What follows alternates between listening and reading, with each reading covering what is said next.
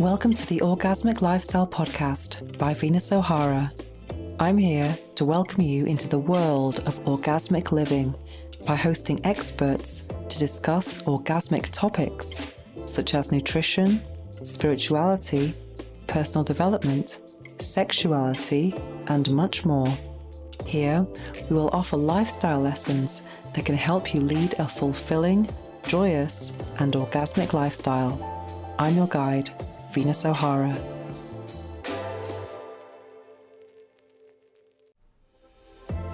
Welcome to episode 111 of the Orgasmic Lifestyle Podcast with Venus O'Hara.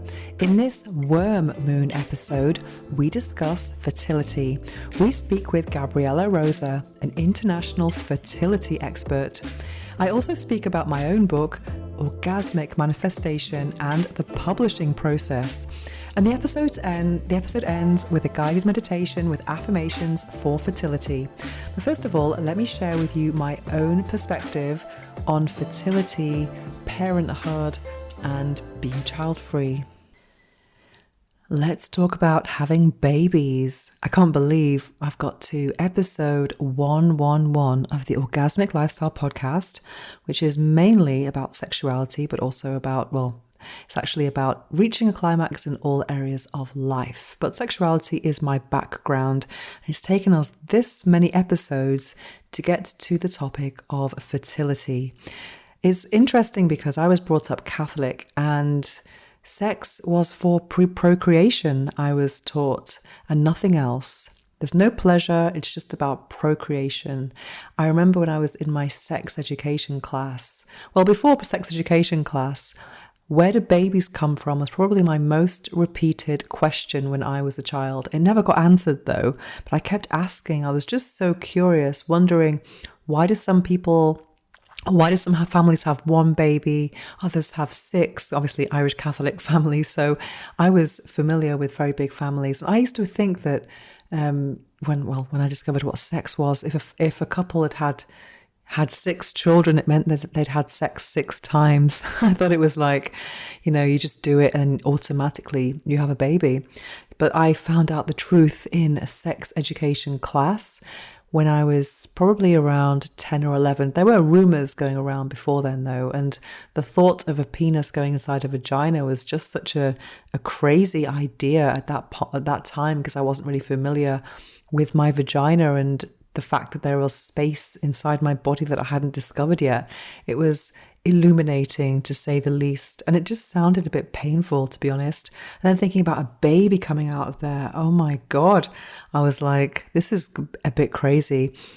However, even though it seemed a bit daunting and intimidating, I was absolutely fascinated by pregnancy and childbirth, especially when a lot of my family members became pregnant. I have 50 cousins or something crazy like that. So when family members became pregnant, I was always curious to know what was happening inside their bodies, what happens at different weeks after conception. I just thought the whole journey of pregnancy and birth is just absolutely fascinating. I remember there was a documentary called Birth Night or something like that with Ruby Wax on the BBC, I think it was, very many years ago. And they showed all these different types of childbirth techniques, from epidural to water birth to, gas and air and all of this, and natural. When I saw the water birth, I thought, wow, that's really cool. And it seemed like the most kind of relaxed one. So I did have some romantic notions about what I thought pregnancy could be, could potentially be for myself, and even childbirth.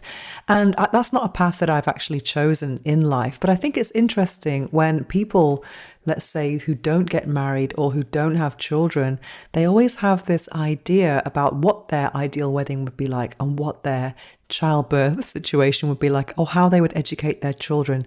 That's a kind of interesting concept to think. This is not my life choice, but I've still thought about it and thought about how I would like to do it. So finding out about childbirth just sounded like a very kind of painful thing that made me want to cross my legs. And when I was in my late teens, or actually do my GCSEs, which is the certification when you leave secondary school, if anyone's unfamiliar with the British education system, I studied art, and art was one of my best subjects, actually. I was always very, very creative. And I chose to make collages and actually a painting with a placenta collage of an unborn baby. I was so fascinated by, these different stages of pregnancy and what's happening inside the belly at different times and when the heartbeat is, and just the growth and all the process of it, really. And in my school was a Catholic school, so we had all these different kind of not dolls but kind of models or that represented the fetus at different stages. So I remember I had a fetus in my hands, which was, well, kind of a doll of it or a replica that had in actual size, and it was showing the fetus at 20 weeks. And I actually made one of my best paintings of it. It's still at my parents' house, actually. And I made a collage of the placenta, and it was really cool. And I remember listening to Björk on my Walkman. After that, I went to do my A-levels, then I became interested in the female nude. But then it was really, well, female nude, you couldn't do that at GCSE in a Catholic school for sure. But I was always really, really interested in this, in pregnancy in general. And the awareness of abortion was very, very kind of, how would I say, present in my school.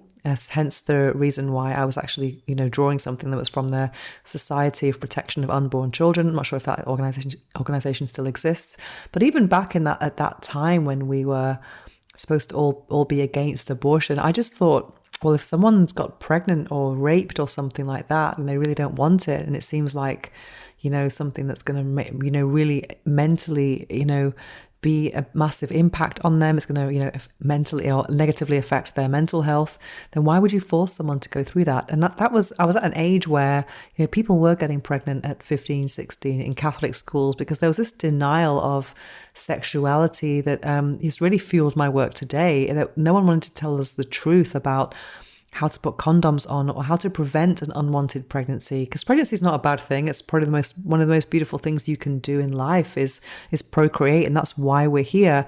But I think it's always better to be in a situation where you are emotionally, financially prepared for it.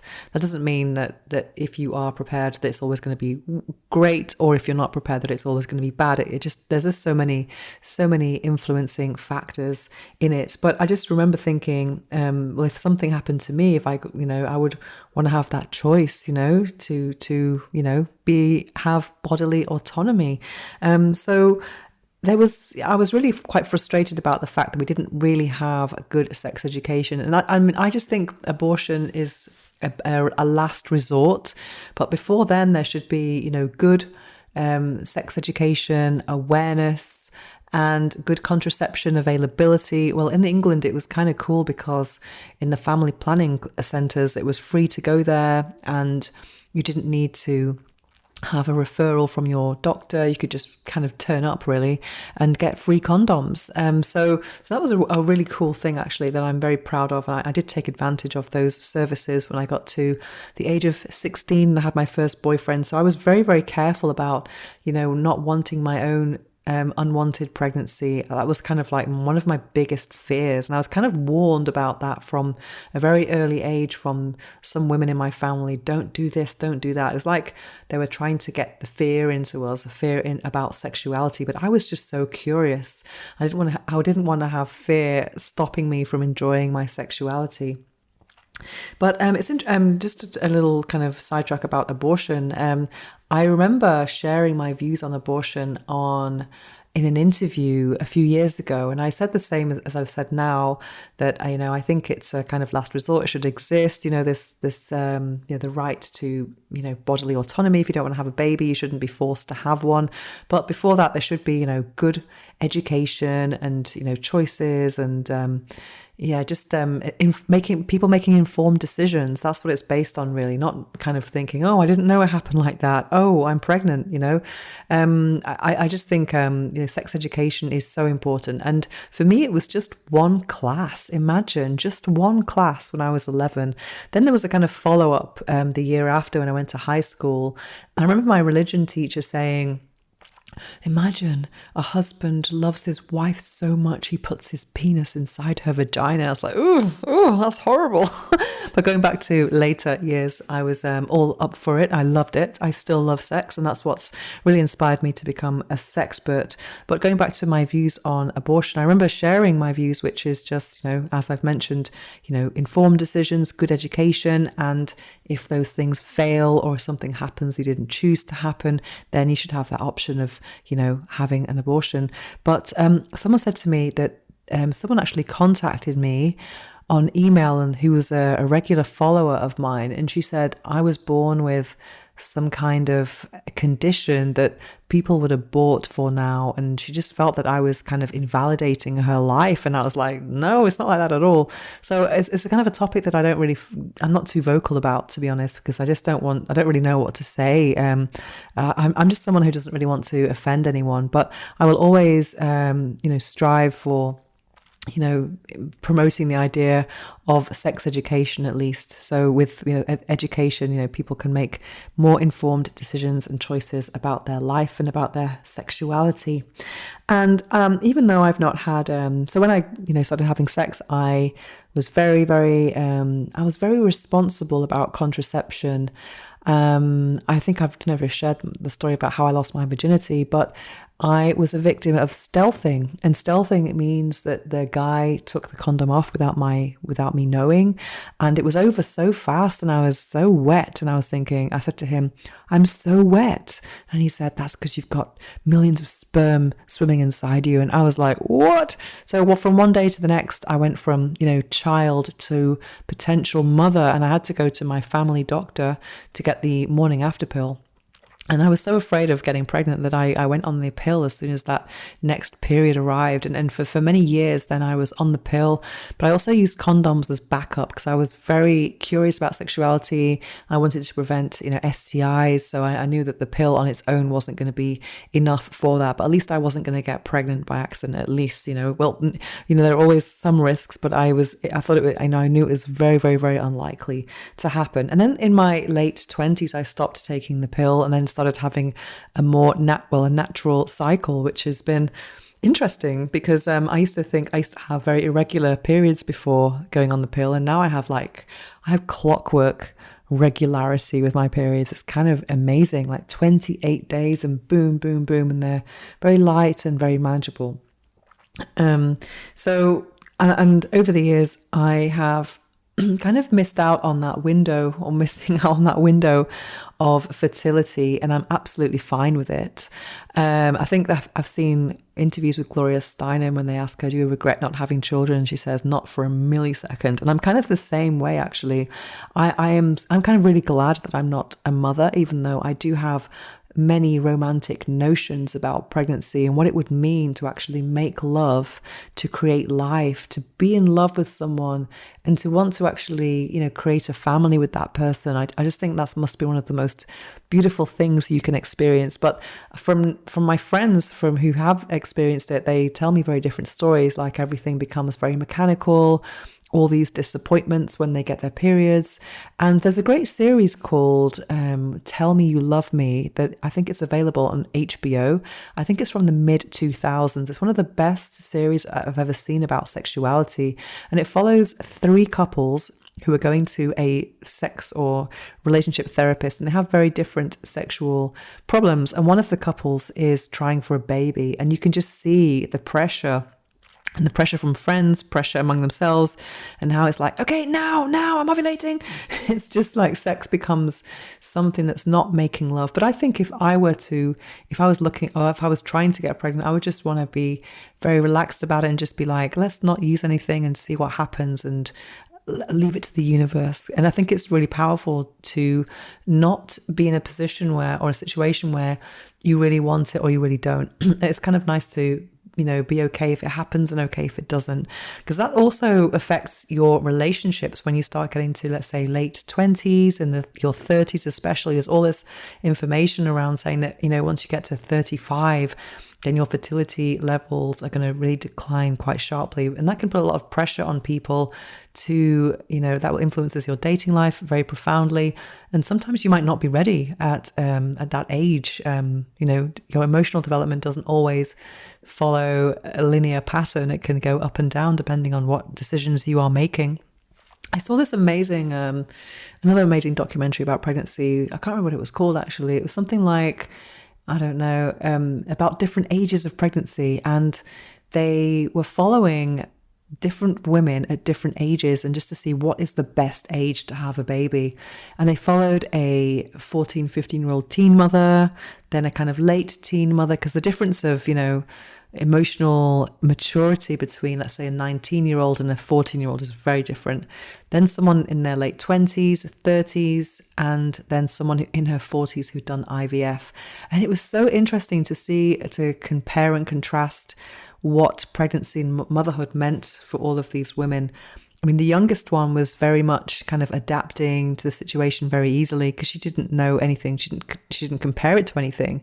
She's very relaxed, and just kind of like accepting everything as it was without having any kind of preset ideas or about how things should be. Whereas the 40-something-year-old had lived quite a full life, very successful career, and she had kind of everything kind of mapped out in a way that she knew exactly how she wanted things to be. And I really feel for women who have chosen their careers, then they get to a point of like, now I want a baby, and it's kind of like, well, the body is not is not kind of on your same timeline. That can be very, very, very very frustrating. I have a couple of friends who have been doing IVF, and just seeing how that affects them. Because it's not just about trying for a baby naturally and failing and having to look at ovulation windows and getting disappointed with a period. But when you're doing IVF, it's just a lot more.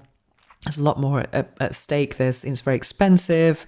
There's a lot of pressure and all of these hormones as well. So I have seen a lot of people who really struggle with that. But one thing that does inspire me about people who make those decisions is having that partner who is all in with you, all in on your life plan, who's really wanting to create and build something with you. I think that's one of the most beautiful things you can experience. I am very much pro-love person, and I do, believe that relationships are the most important part of our life. So to actually be with someone who, is on the same page as you in terms of what you want your life to be like in the future is just wonderful. But of course, you need to be very resilient to actually, be able to deal with everything that comes with that. So yeah, it's a massive topic, the topic of pregnancy, motherhood, etc. And I think if I had a parallel life, or in my next life, I will try motherhood. But for this life, I'm absolutely fine without it. However, the topic really does interest me a lot. And then later on in the, further down the line, I do really feel for women who, are putting everyone else first except for themselves. They know that they're putting their family first, their children first, and their kind of self-love rituals or even career on the back burner just to kind of get everyone else's life sorted. And that's a very different way of living, and also sacrificing sleep. I didn't really sleep well last night.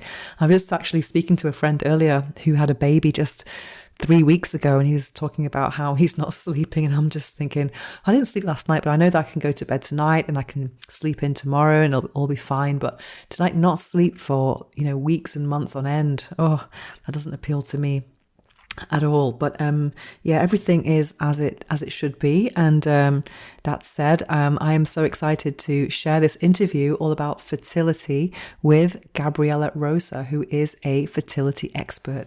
Let's check it out. Are you looking to strengthen your pelvic floor in a fun and engaging way? Introducing PeriFit, the pelvic floor trainer that combines biofeedback with interactive video games. With PeriFit, you can track your progress and improve your pelvic health while playing games with your vagina on your smartphone. It's easy, effective, and more importantly, it's fun. For a limited time, you can get 25% off with the code Venus15 at checkout. Visit perifit.co today and take control of your pelvic health with Perifit. That's perifit.co and use the code Venus15 for 25% off. The link is also in the show notes below. Strengthen, play, and thrive with Perifit.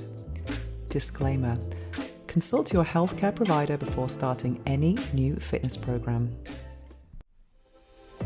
Now it's time for this episode's interview. We speak with Gabriela Rosa, a fertility expert. Gabriela Rosa, welcome to the Orgasmic Lifestyle Podcast. Thank you so much for taking part in this interview today. For those who are unfamiliar with your work, could you tell us what you do? Oh, thank you so much for having me, Venus. It's lovely to be here, and I love how connected your discussions are. So thank you. What we do is actually help couples overcome infertility and recurrent miscarriage when other treatments have failed, typically. And I've been doing that since 2001, so it's been a long time. But really, challenges are the bulk of what it is that we help couples overcome. What inspired you to follow this path? It's a great question. I think that, when I was young and trying to decide what am I going to do with my life, I remember I used to work with an obstetrician gynecologist who's still a wonderful mentor of mine to this day. And he basically said to me one day, as I was kind of deciding, where I was going to focus my career, that the idea of focusing on pediatrics was the worst idea I've ever had.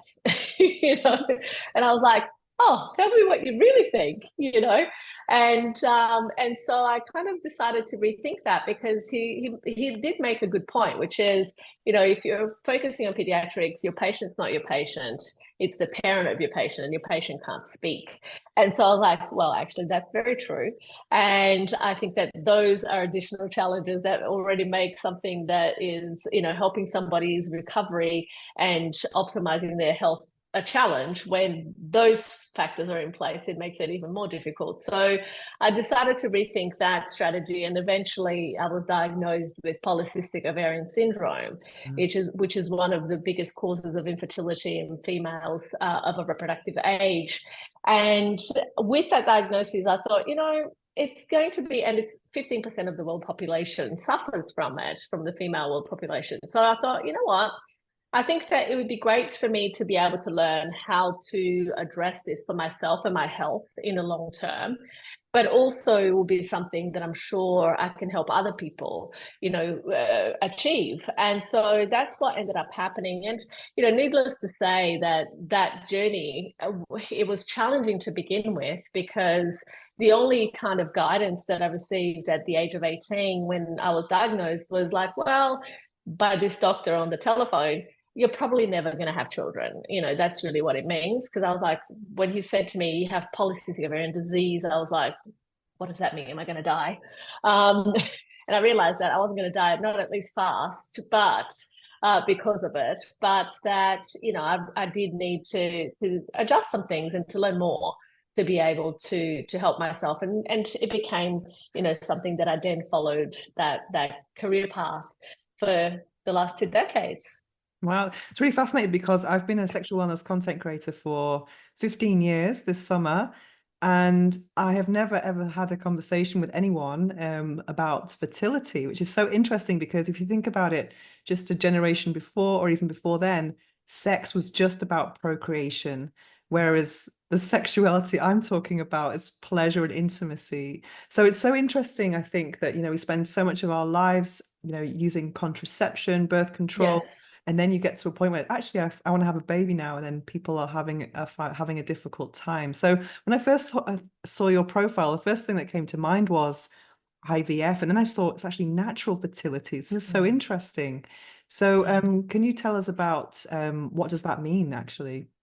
Yeah, no, absolutely. And, I think that what you've touched on is so true and so relevant. Like the majority of people still to this day conceive without trying, Mm. right? And that's what we hear is like, you know, when somebody goes off the pill, decides that they want to have a baby, or they're not even on the pill and they just kind of have that, you know, surprise of, oops, I'm pregnant, positive pregnancy test, period didn't arrive, you know, and people think that that's kind of like an unplanned thing. The reality is that that's how most people conceive in the general population. It's kind of like the way. And for the other rest of the people who basically are on the pill and decide to come off, most people conceive very quickly within the first 3 months. When that doesn't happen and it starts to become more kind of like long standing, then we start to question and figure out, well, why is this happening?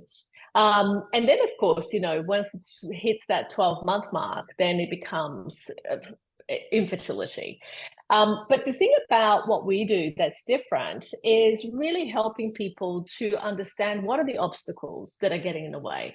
Because sometimes it's not just one thing, you know, and what IVF tries to do is really bypass any of the particular reasons as to why somebody might be having difficulty conceiving or keeping a healthy pregnancy to term by just getting the egg and the sperm together. Let's get an embryo, let's transfer that embryo, and hopefully with that strategy, bypass some of the issues that might be getting in the way in the vaginal canal, and or a challenge that the sperm might be having of getting to the egg. But what happens is that, you know, fertility, like, you know, and if we reverse that, it would be infertility and miscarriage. These things are end results. You know, they are outcomes of multiple biochemical chain reactions that start much before you actually have that result, right? And what IVF tries to do is really just kind of like work on it from a very low leverage point, which is let's get the egg, let's get the sperm, create an embryo, and hope for the best. When that doesn't happen or doesn't work, and you know, we know from population data around the world that 70% or thereabouts of IVF cycles actually fail. Then we're left with having to scratch our head and go, but hang on a second, why is that happening here? And sometimes there's a combination of a variety of factors, you know, like it can be anything from male fertility factors to ovulatory factors to immunological components or aspects to environmental exposure to diet, to lifestyle.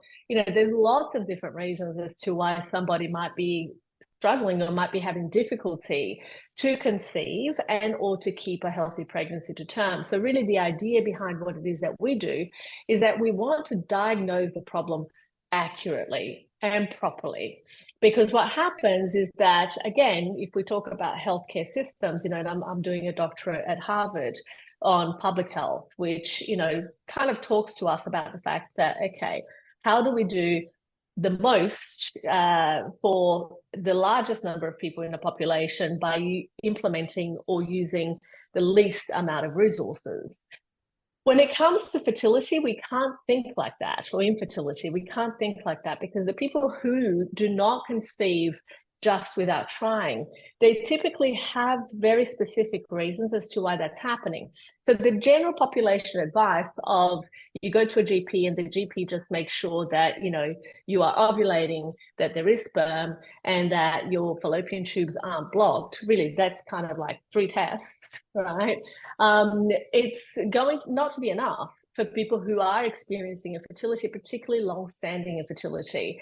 And in our clinic, we treat people who have typically, on average, been having challenges with infertility for 4 years or more, right? And so these people really do struggle with something that in standard therapy or just kind of like in the day-to-day is not going to be enough to uncover what it is that is affecting them. So we get much deeper into, you know, all of these other aspects, like the foundation of optimum health, of course, which is derived from our exposures and lifestyle and environment and all the things that we do in our day-to-day, but then also to really truly uncover from a diagnostic perspective, like what are the issues that are really impacting this particular situation. And not only from a female perspective, even though, you know, typically when it comes to fertility or any kind of reproductive challenge, miscarriage and so on, it's usually thought that, oh, it's a female problem. But it's not, because, you know, fertility is a team sport. We have 50% of that equation is the egg, 50% is the sperm. And if we are even more accurate than that, we can say that 40% of reasons as to why miscarriage or infertility occurs is because of male factor, 40% is because of female factor, and 20% is because of idiosyncratic factors, which is, a combination of various things.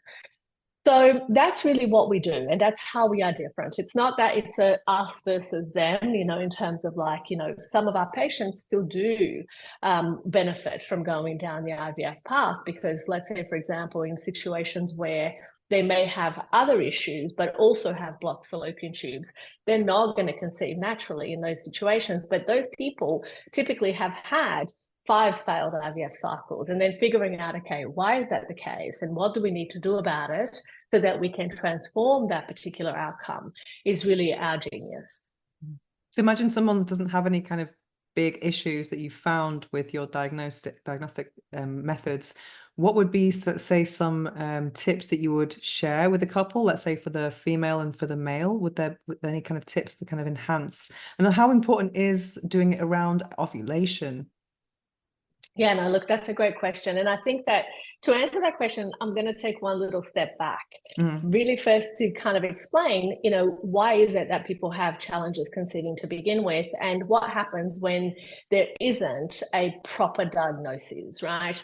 The majority of people in that situation that you've just described, where they've been trying for a while, but there's no major visible cause of their infertility or miscarriage, are typically diagnosed with unexplained infertility or miscarriage, which in my opinion is the worst possible diagnosis you could give anyone, because it means absolutely nothing.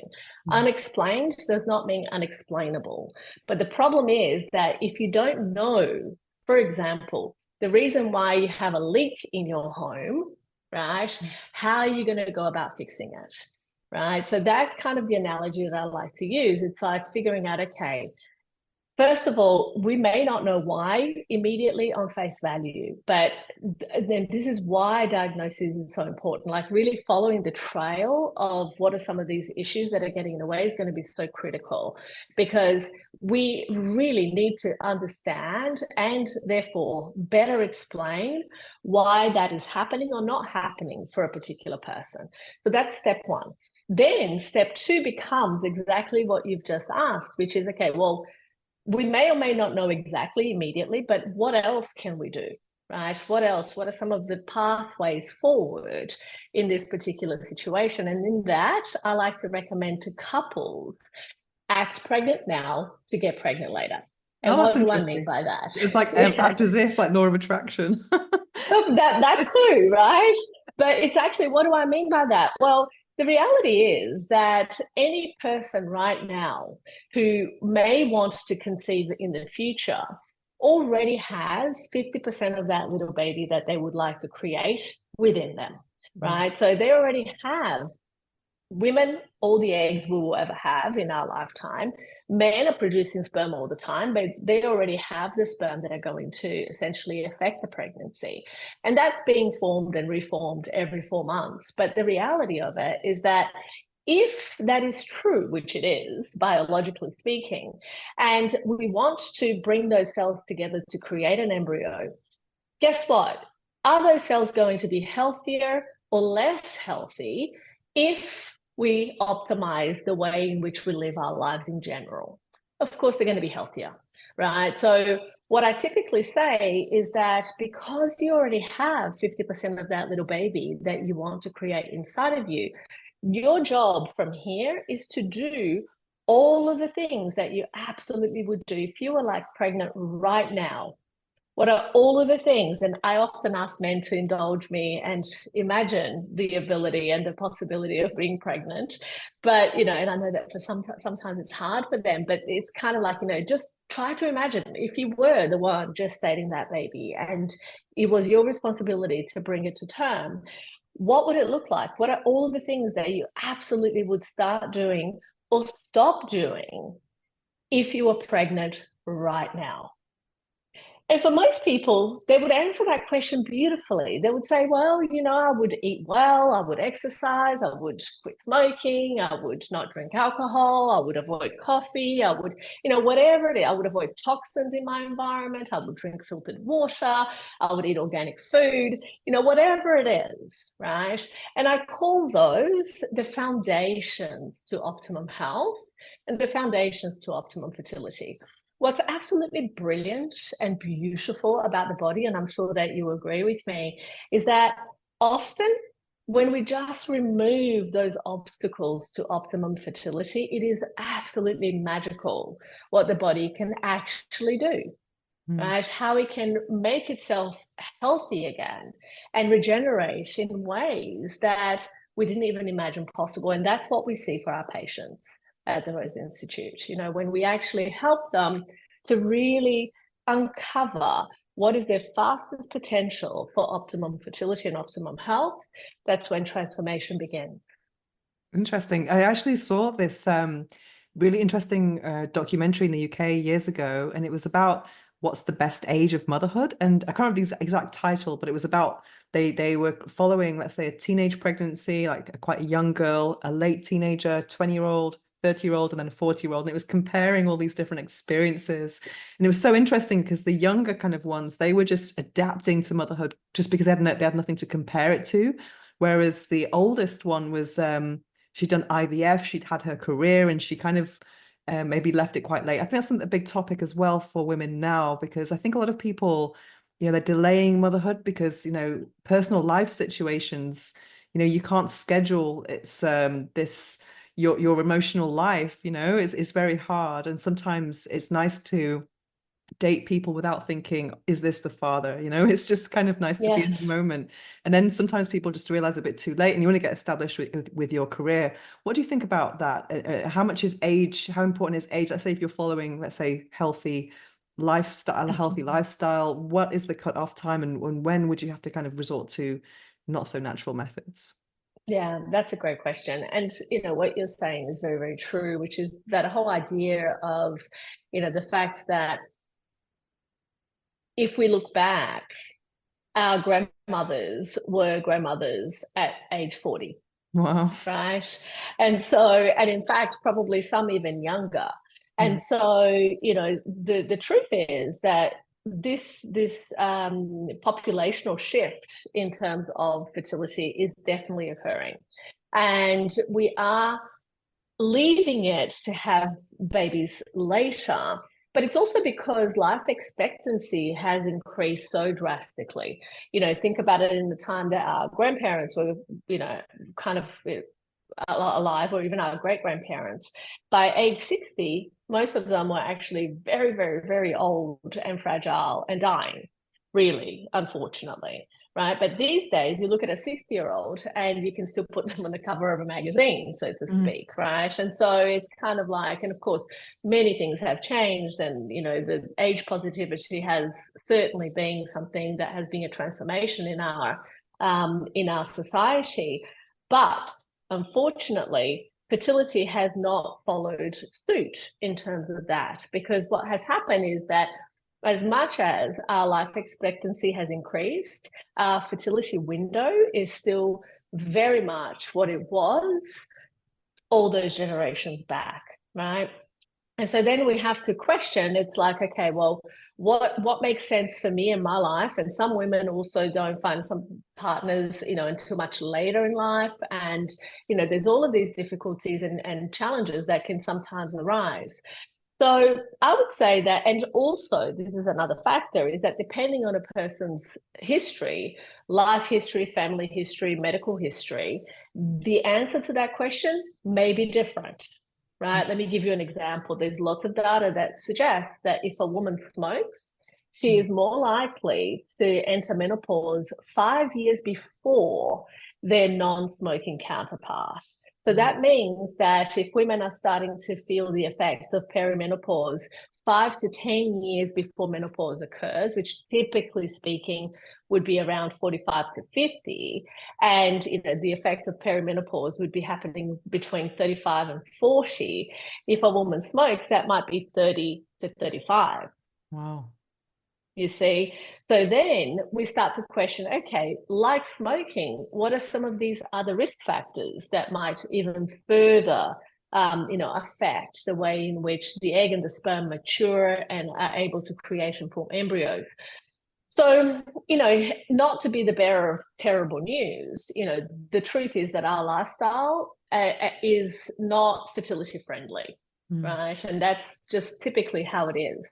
But there are lots of things that people can do. And like I said before, it is incredible what the body is capable of and what's possible when we give it the opportunity. So I always say we should be teaching, instead of teaching contraception and family planning the way that we do in school, we should be teaching about how do we optimize our health so that we can be fertile for when we actually want to have babies, because everything that we do in our lifetime will determine and will affect the quality of our eggs in the future, the ability to conceive, keep a healthy pregnancy to term, but especially what we do in the 6 months before trying to conceive.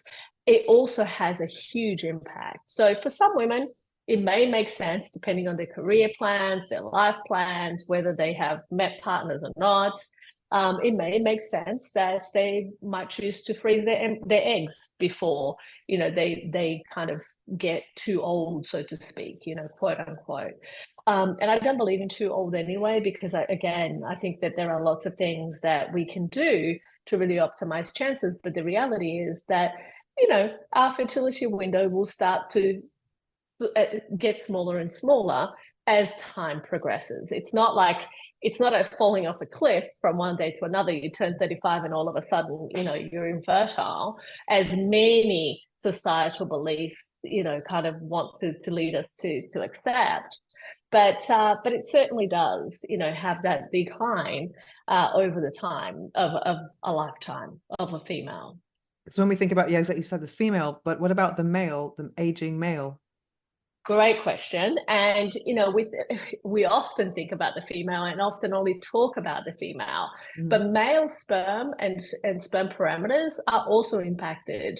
And we see that over the age of 35, 40, because of accumulation of fragmentation within the DNA of the sperm, which is where essentially the information that's carried to make a baby is present, it actually increases with time and age. And so the ability of an 80-year-old or 90-year-old, even though, Hugh Hefner, I think it was, that had a 90 made a Playboy bunny pregnant at 20. The reason that something like that would happen is because at 20, the peak fertility time of a woman is at play. Therefore, healthy, strong eggs, which the egg's first kind of job when the sperm fertilizes it is to fix the errors, the DNA fragmentation within the sperm. So what happens is that a 20-year-old egg can actually handle that job even with a 90-year-old man. But it doesn't always equate that you're going to have, an older man with a much younger woman. Typically, partners are around the same age, or the man is a bit older than the woman. And if the egg is already kind of struggling a little bit to do its job and have the energy production within its mitochondria to fix those errors and develop an embryo, then we end up with issues like fertilization failure, implantation failure, miscarriage, and we end up with the conversation of infertility and miscarriage at down the track. So yes, male fertility is also affected by time and the age factor.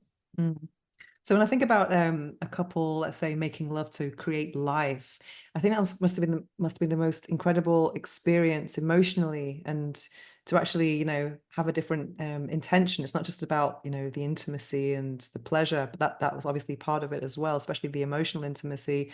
But I can imagine that can start off being very beautiful. I have friends who've told me incredible stories about it, but then it gets to a point where you're trying every time you get a period and it becomes this big disappointment. It can become very mechanical to the point where when it does work, I remember a friend told me that, it was come home from work and just, she was on all fours and just like in, out, shake all about and just wait, with feet against the wall. And then as soon as she'd conceived, it's like game over. So that's kind of like when it works out. But then when it's not working out, I can imagine it just gets very mechanical and very disappointing, and it really takes its toll on the relationship. Do you have any tips about that? About how to Yeah. Mhm. Yeah, and what what you're saying is unfortunately a lot of the time where I see my patients, Mhm. because they have been trying for many years, they have done lots of different things that haven't worked, and it becomes more than disappointing, it becomes traumatizing to Mhm. see a negative pregnancy test or literally getting a period, something that's so normal and natural and we celebrate typically when it comes to that time where a couple really wants to achieve a healthy pregnancy and hold their baby, when it's not happening, it's extremely challenging. So I'm sure that you will have lots of tips, in terms of how people can rekindle that intimacy and that passion. But one of the things that I often recommend to my patients is really just not to see a conception attempt as purely a conception attempt, but as an opportunity to connect with that other person that they want to create a child with. Right. And so, and even just, from the perspective of like, it doesn't, throughout the month, when people are trying to conceive, typically it's like, oh, I don't want to see you. I don't want to touch you. I don't want to have sex. That's not going to be ideal for what needs to happen when Mhm. we actually need to get to the time of the month where sex is needed, Mhm. right? To be able to create the outcome that you're looking for.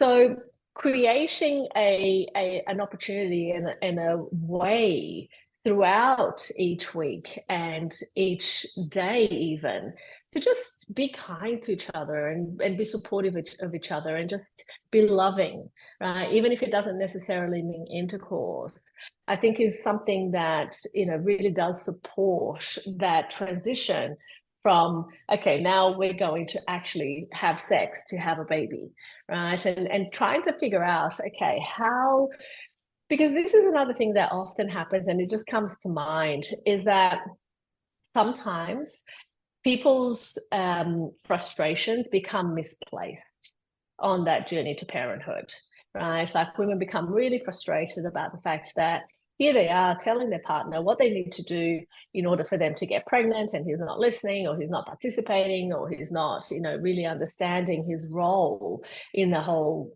context of what they're trying to do as a couple. And so women become really resentful of the fact that, they're having to say these things that are not being heard, and then translates into, and then I see a negative pregnancy test, and then I get a period, and then it's your fault, right?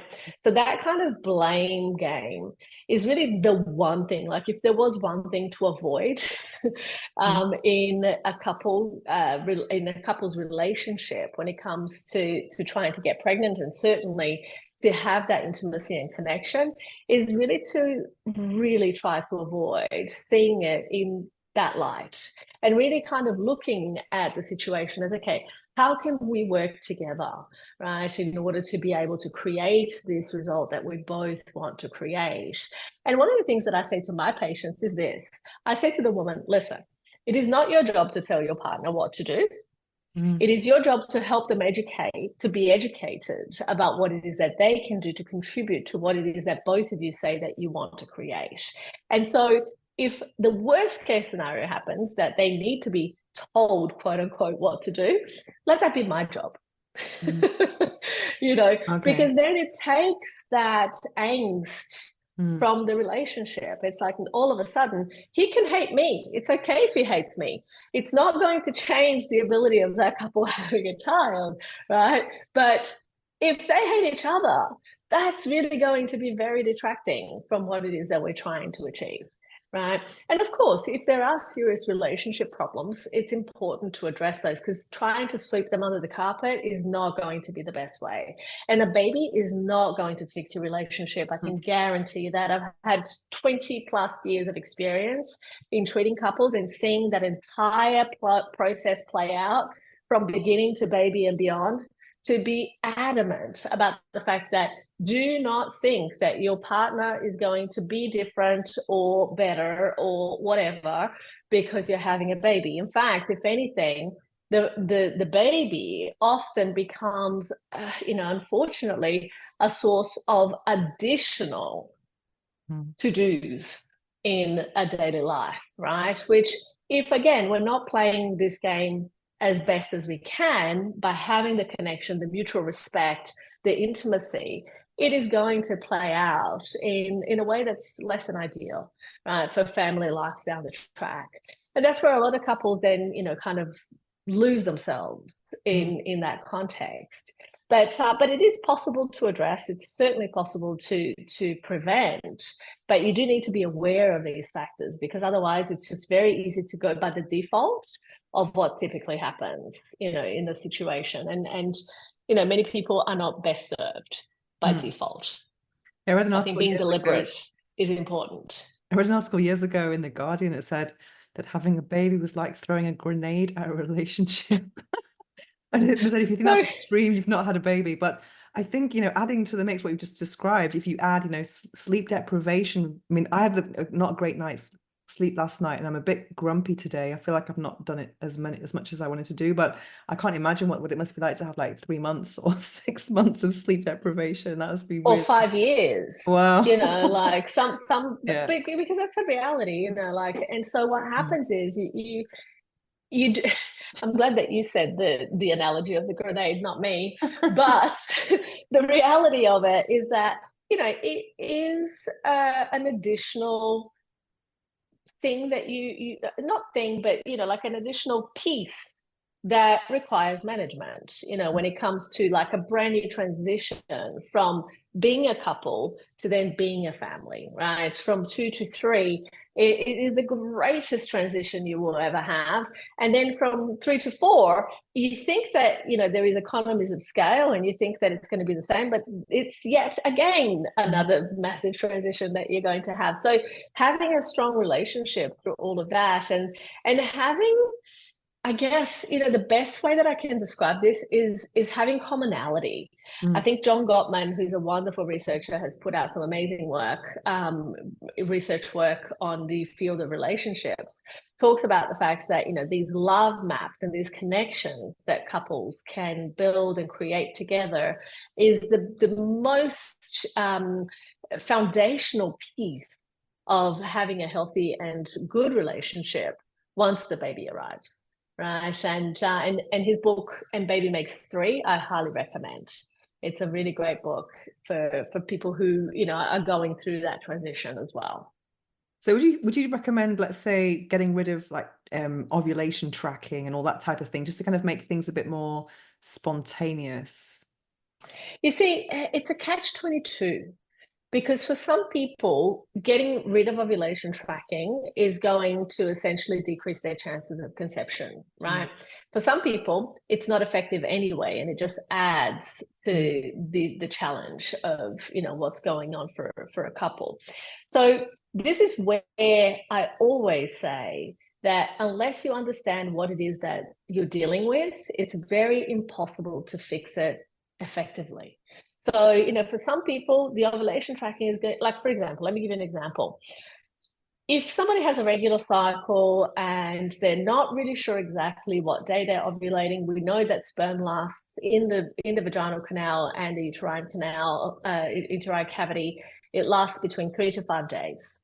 So we know that the best time to have intercourse is going to be at least 24 hours before ovulation happens, because otherwise you miss ovulation, you miss the ability of the egg and sperm to actually meet. And in fact, 3 days is the ideal time. Intercourse 3 to 2 days before ovulation is going to be ideal. But it's difficult to pinpoint because the LH surge happens 12 hours before ovulation, right? So, and this is also why on its own, I don't recommend ovulation kits, because I find them to be a waste of money. The best thing is for a woman to be tracking her cycle by temperature, understanding when she's likely to ovulate, also understanding her symptoms, and then trying to time what's going on. Remembering also that in a particular cycle, let's say, for example, the ovaries, they alternate in releasing the egg, which can change the hormonal profile of each cycle for a woman, which can also change the way and the timing of ovulation So, and what a woman even experiences beforehand. So that's why the more data you have is going to be better to be able to actually make those predictions. For most couples, if there is a regular cycle, trying from day 10 to day 20 of the menstrual cycle to conceive, and trying every second day. So let's say day 12, day 10, day 12, day 14, day 16, day 18, day 20 is pretty much going to hit a fertile window. So in those cases where there is enough intercourse happening and, you know, people kind of have a sense that they have a regular cycle, maybe, and the tracking is only adding to the stress of the situation, well, then maybe it makes sense to not track, just have more regular intercourse and be okay with it.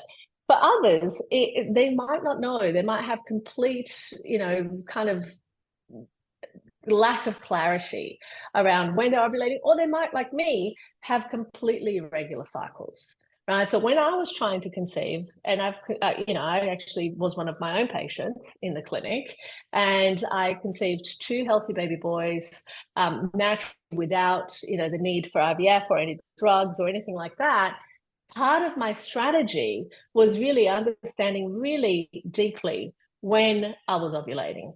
And for me, and I was doing that by tracking my temperatures every single day, charting them, and just understanding it wasn't a stressful thing. It was just literally something I would roll over, wake up, roll over, get the thermometer, put in my mouth. These days, there are all sorts of trackers that are automatic, like even, you know, the Aura Ring, no conflict of interest, but the Aura Ring now tracks cycles.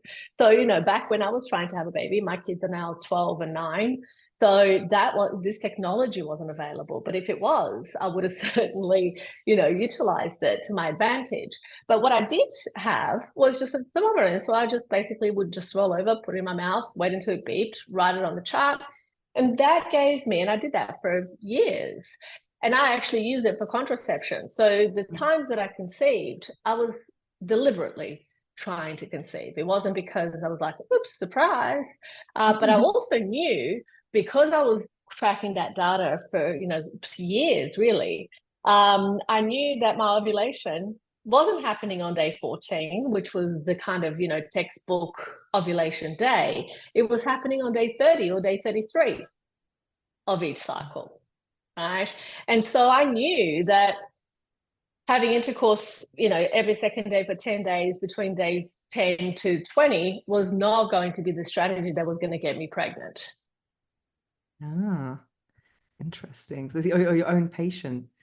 That's So right. So I had to be my own patient. My husband had, you know, very poor sperm parameters, and I had PCOS. So we had to fix those factors before we could actually conceive and have healthy babies, which we did. And, you know, they're now big talking preteens.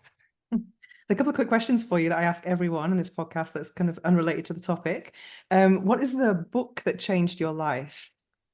Oh my God. The New Psychocybernetics by Maxwell Maltz. The new what, sorry?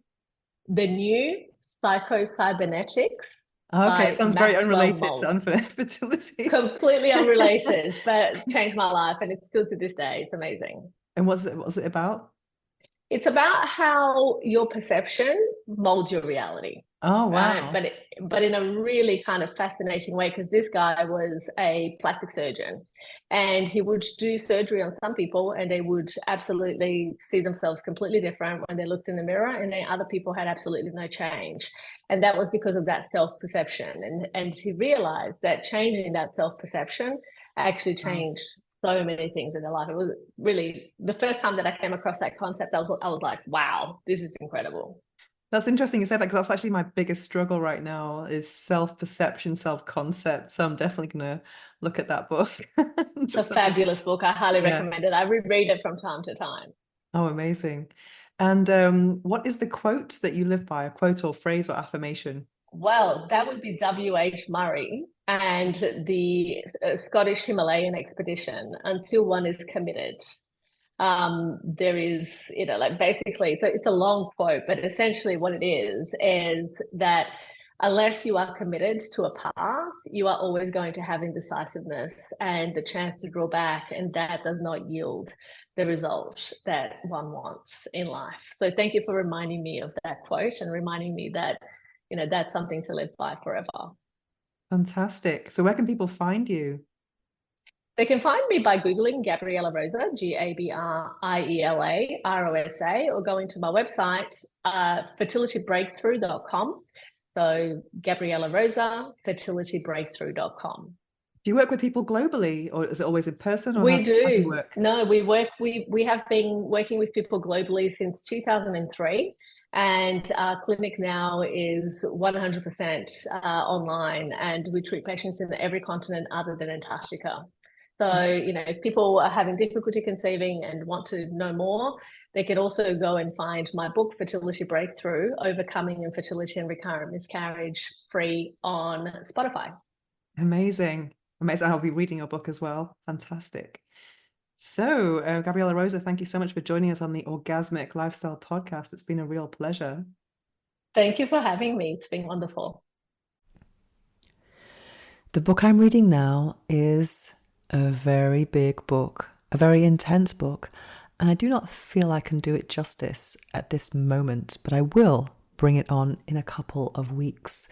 So I'm going to take this opportunity to speak about my own book, Orgasmic Manifestation, and the publishing author experience.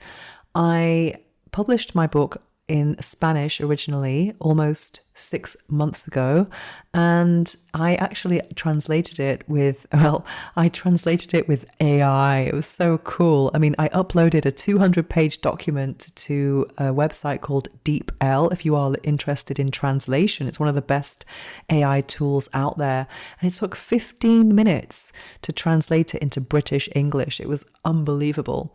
However, that AI always needs a human polish.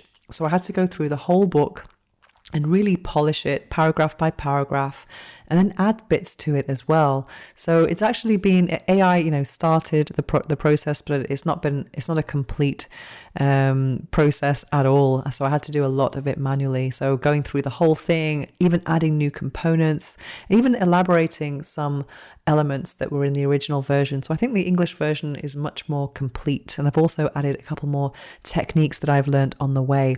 So if you're unfamiliar with orgasmic manifestation, it is kind of like the law of attraction, the manifestation process, where you engage your sexual energy.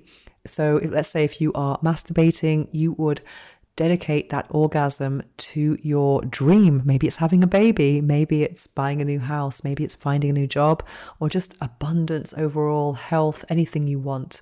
If you're into spirituality and esoteric topics, you will know, you might know that the moment of orgasm is a very sacred and powerful moment. So that's a wonderful time to actually make a wish. And it's something that's really impacted my life over the last 6 years. My life has completely changed since I've discovered this technique. Some skeptics might say it was all by chance, but I do believe that manifestation follows a process, a kind of like a process. It starts off with a mindset, and then an intention, then an action, then there's some surrender because you give up control, then detachment of the outcome, and then trust. So I think it's kind of like this kind of circular process. And I do believe that, orgasmic manifestation is part of the mindset where everything begins. So it's kind of like consensual brainwashing with orgasms.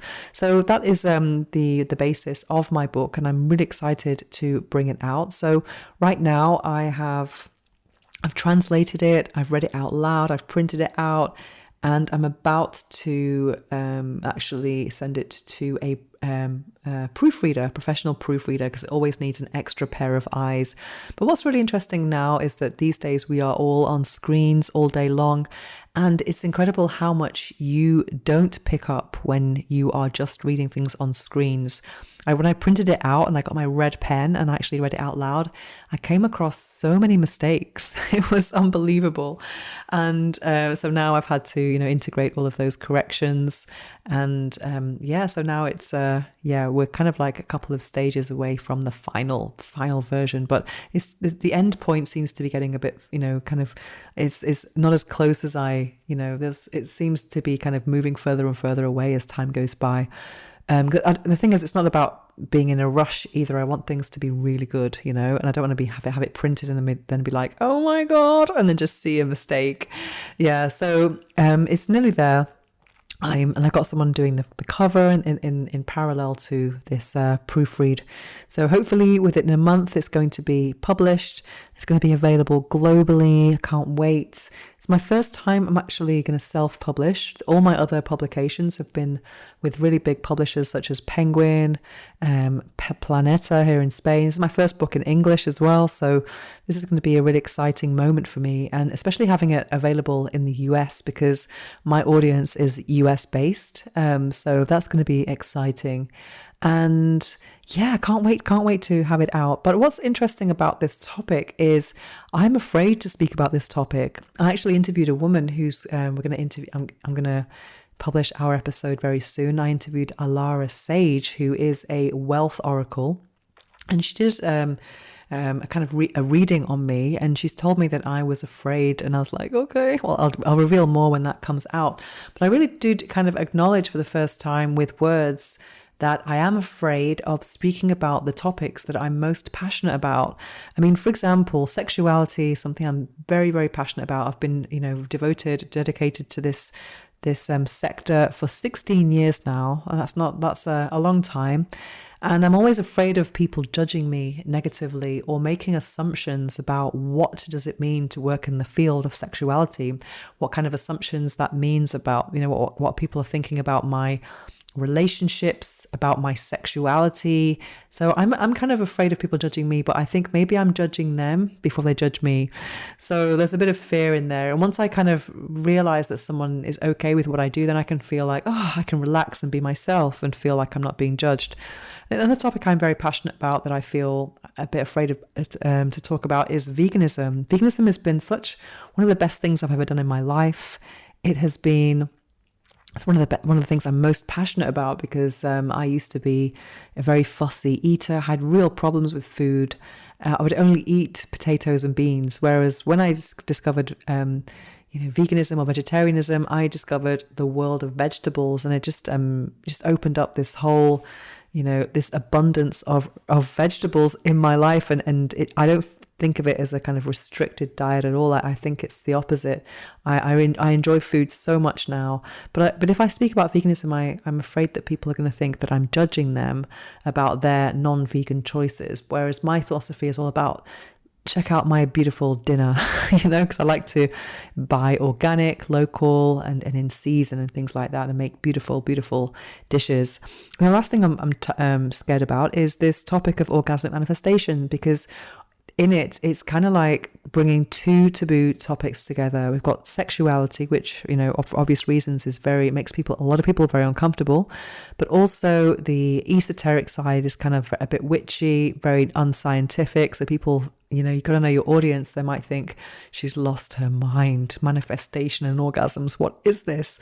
So that is part of my fear of speaking about this topic, but I realized that my message is important. I believe in it, and I hope others do too, because my book is very different from any other book on this topic, and I can't wait. When it comes out, I'm going to be plugging it so much on here. I hope you don't get sick of it, but I hope you keep listening. But I am really, really, really passionate about it, and that just speaking about it right now makes me motivated to get this last read done. Okay, I'll do it. Anyway, thank you for listening, and let's do the affirmations for today. Now it's time to slow things down as we prepare for this episode's guided affirmations meditation. It's probably not a good idea to listen to this while driving or operating machinery. Instead, take a break from whatever you're doing, get comfortable, take a deep breath, and enjoy.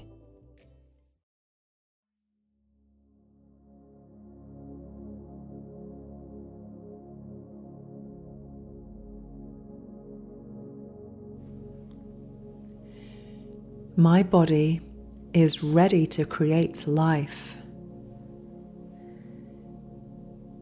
I trust my fertility journey. I am open to the many ways that fertility can flow into my life. I trust in divine timing, knowing that everything will unfold when the time is right.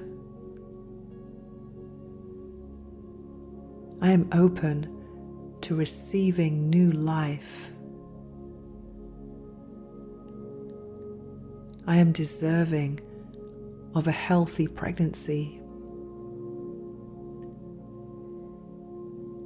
I am grateful for my body's ability to support a healthy pregnancy.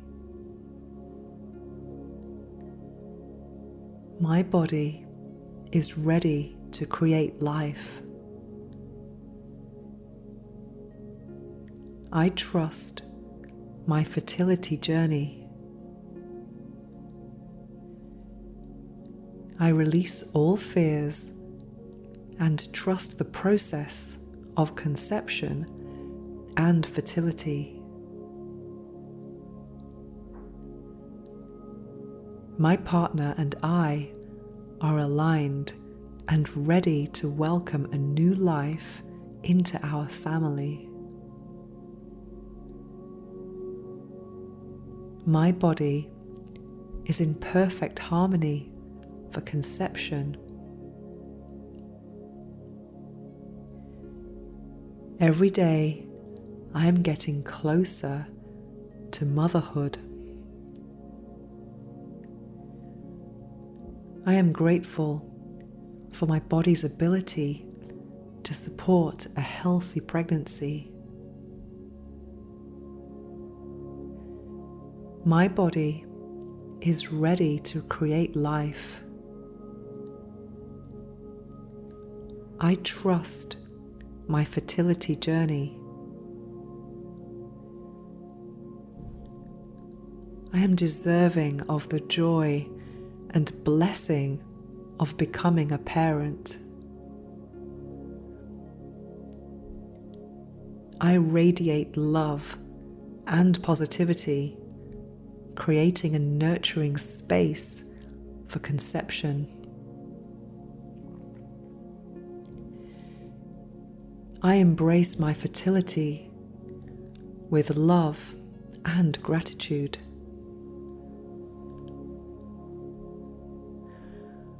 My body knows how to conceive naturally.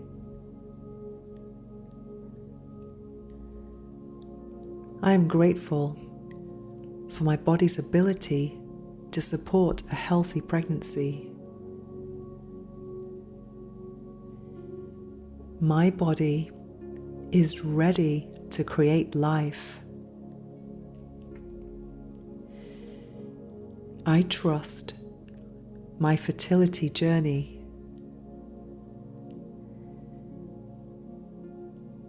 I trust my body's ability to conceive and bring new life into the world. Each day, my body becomes more balanced and ready for pregnancy. I am capable of creating a healthy family. My body is healthy. I am grateful for my body's ability to support a healthy pregnancy. Are you looking to strengthen your pelvic floor in a fun and engaging way? Introducing PeriFit, the pelvic floor trainer that combines biofeedback with interactive video games. With PeriFit, you can track your progress and improve your pelvic health while playing games with your vagina on your smartphone. It's easy, effective, and more importantly, it's fun. For a limited time, you can get 25% off with the code Venus15 at checkout. Visit perifit.co today and take control of your pelvic health with PeriFit. That's perifit.co and use the code Venus15 for 25% off. The link is also in the show notes below. Strengthen, play, and thrive with Perifit. Disclaimer: consult your healthcare provider before starting any new fitness program.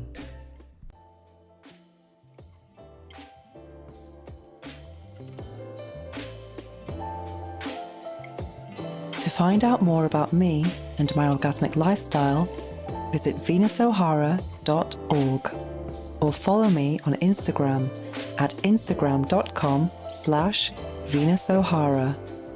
Make sure to search for the Orgasmic Lifestyle Podcast by Venus O'Hara in Apple Podcasts, Spotify, and Google Podcasts, or anywhere else podcasts are found. Make sure to click subscribe so you don't miss any future episodes. Thanks for listening, have an orgasmic week, and make sure every day is a climax.